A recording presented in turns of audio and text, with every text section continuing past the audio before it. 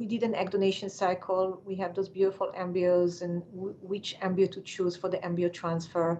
And some of it depends on which country and clinic you're going to work with. I think that outside of the US, most countries or many of them do not test the embryos with the technology of PGT or known as PGS. And part of it, there's different reasons why they don't.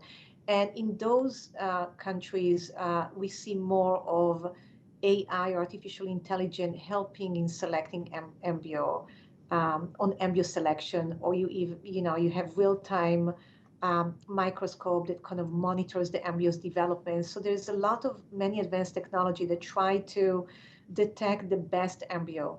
I think a lot of places in the US, definitely in my practice, we test the embryos, so that make it very easy. So then one, we know the genetics of the embryo. Is it a normal, not normal? And once we know that, within the normal embryos, then we look at what we call embryo grading. And embryo grading does tell us, there is the embryo grading, we give grading to the embryos based on how they look. And they can be graded A, B, C, and D.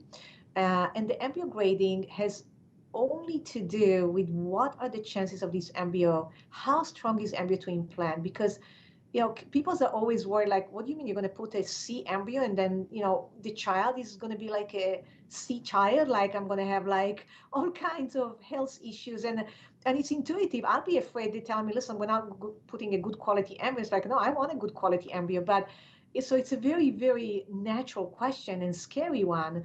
The reality is that the embryo quality has nothing to do with the pregnancy or the health of the baby. It's almost similar, like you have two plants and one plant have a little bit more leaves than the other, and that the one that have more leaf will maybe more likely to implant. But the grading system just gives us an idea of, is this embryo, what's the strength of it for the first 2 weeks.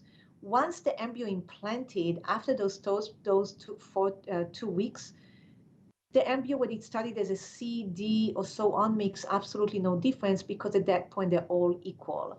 But the grading of the system definitely helps us. For example, embryos that are graded A's and B's have a success rate of 70 to 80%.